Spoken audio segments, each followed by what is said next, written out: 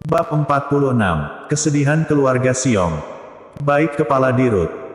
Robin Luo segera menjawab, kemudian dia bertanya, apakah masih ada hal lain lagi? Oh iya, ada lagi mengenai keluarga Xiong. Beberapa waktu ini lepaskan mereka dahulu, namun tetap harus ada hukuman. Jerry yang teringat dirinya telah berjanji dengan Le Sikin untuk melepaskan keluarga Xiong.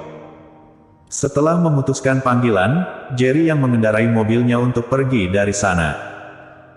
Setelah Nando Xiong pergi dari grup Qin, dia tersenyum dingin dan berkata, seorang menantu yang tidak berguna saja, dia menganggap dirinya itu tokoh besar.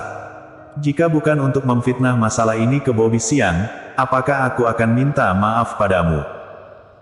Setelah berkata, dia mengeluarkan ponselnya, lalu menelepon, Kakei, aku ingin meminta bantuan padamu. Apakah untuk membebaskan tempat hiburan keluarga Xiong? Kakei terlihat jelas telah mengetahui masalah keluarga Xiong. Nando Xiong segera berkata, Kakei, ternyata kamu sudah tahu, kalau begitu aku tidak akan banyak bicara lagi. Tolonglah aku, setelah aku menjabat sebagai kepala keluarga, kamu akan menjadi saudaraku, dan tiba saatnya kamu tidak perlu takut dengan apa-apa lagi. Di depan Kakei, Nando Xiong sama sekali tidak menutupi keliaran hatinya. Kakei menghela nafas, Nando, bukannya aku tidak ingin membantumu, namun kali ini keluarga Xiong dengan mengusik tokoh besar, dan sebenarnya aku telah membantumu mencari koneksi, namun ketika aku membicarakan hal ini, mereka langsung mengusir aku keluar, jadi aku sudah tidak berdaya. Apa? Nando Xiong terlihat terkejut, bahkan Kakei juga tidak bisa mengatasi masalah ini.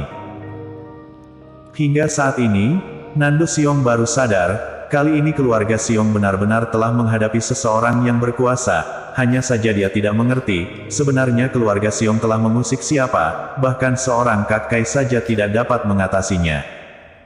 Mengenai Jerry yang tadi dia cari, dia langsung mengabaikannya. Kediaman keluarga Xiong, semua kerabat ada di sana. Santo Xiong duduk di posisi pemimpin, wajahnya terlihat cemas, dan saat ini ponselnya berdering. Dia segera menerimanya, kemudian dia mendengar sebuah informasi, kepala keluarga, selain mansion nomor 1, tempat hiburan Bobby, dan juga tempat hiburan Nando yang ditutup secara permanen, tempat hiburan keluarga Xiong yang lainnya telah dibebaskan. Kepala keluar, bagaimana? Apakah ancaman keluarga Xiong telah selesai? Setelah Santo Xiong memutuskan panggilan, seluruh keluarga langsung menunggu jawaban darinya. Wajah Santo Xiong terlihat muram sejak tadi, saat ini akhirnya menjadi lebih baik, kemudian dia tersenyum dan berkata, kali ini Nando benar-benar tidak membuat aku kecewa. Haha, bagus sekali, akhirnya keluarga Xiong terselamatkan. Nando memang hebat, tidak ada hal yang tidak bisa dia selesaikan. Tentu saja, Nando adalah pewaris posisi kepala keluarga selanjutnya. Semua orang bersorak, semua orang memuji tindakan Nando Xiong. Namun saat ini Santo Xiong terlihat sedikit muram, orang lain mungkin tidak tahu, namun dia tahu jelas dengan anaknya ini. Jika bukan karena dirinya mengumumkan ke publik bahwa dia akan memberikan posisinya kepada Nando Xiong, mungkin sejak awal Bobby Xiong akan menghilang dari dunia ini.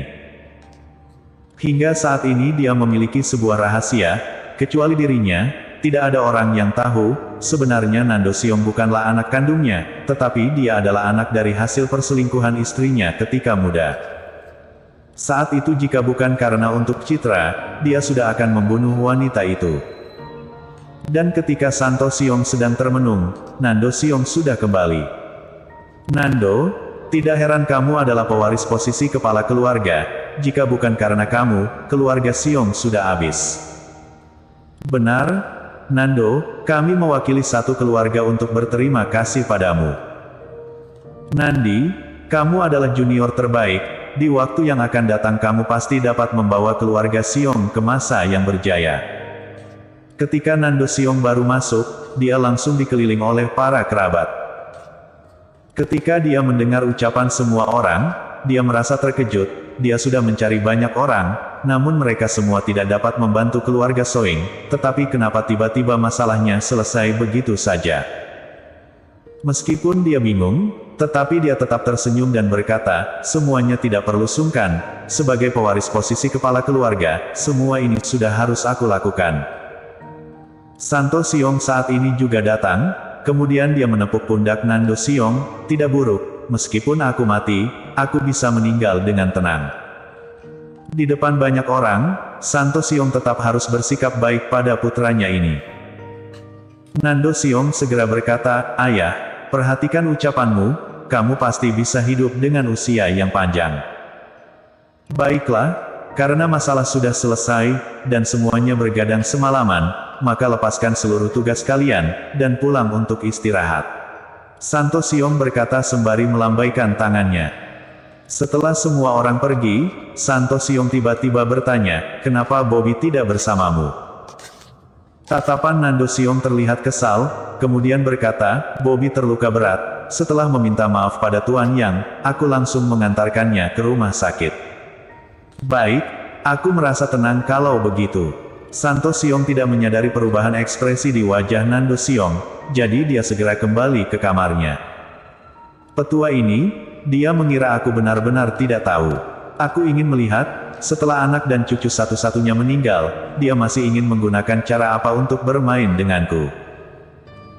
Melihat Santo Xiong pergi, tatapan Nando Xiong dipenuhi dengan niat membunuh. Setelah berkata, dia segera menelepon seseorang, Xiao Xiong dan Bobby Xiong sudah boleh dihabisi, namun dia harus mati di rumah sakit.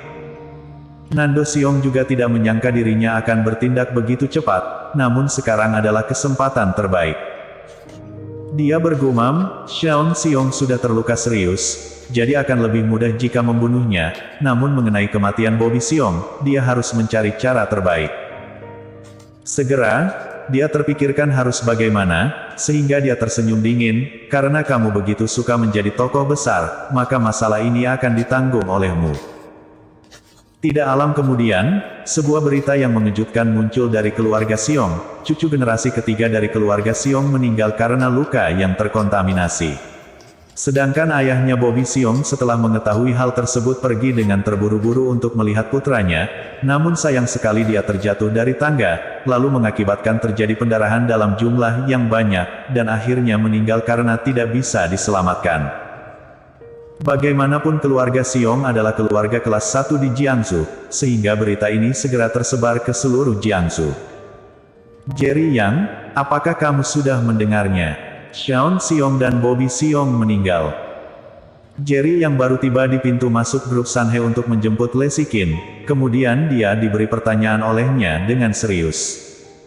Sudah meninggal. Jerry yang tidak mengetahui hal tersebut, jadi ketika Le Xiqin mengatakannya sekarang, dia juga terkejut. Untuk apa kamu melihatku seperti itu? Apakah kamu mengira kematian mereka itu perbuatanku? Jerry yang bertanya. Le Xiqin menggelengkan kepalanya, lalu dengan cemas berkata, aku bukan sedang mencurigaimu, tetapi kematian Xiao Xiong itu dikarenakan luka yang terkontaminasi, jadi jika benar-benar seperti itu, keluarga Xiong pasti akan menyalahkanmu, bagaimanapun luka dari Xiao Xiong itu perbuatanmu. Jerry yang tersenyum, Lexi, kamu tenang saja, masalah ini tidak akan menjadi salahku, meskipun aku menyerang Xiao Xiong, tetapi aku tidak langsung membunuhnya, jadi meskipun diperiksa, hal itu tidak ada hubungannya denganku. Meskipun seperti itu, kamu tetap harus berhati-hati dengan keluarga Xiong. Tenang saja, aku akan hati-hati, kamu juga jangan berpikir terlalu banyak, mari kita pergi menjemput Happy.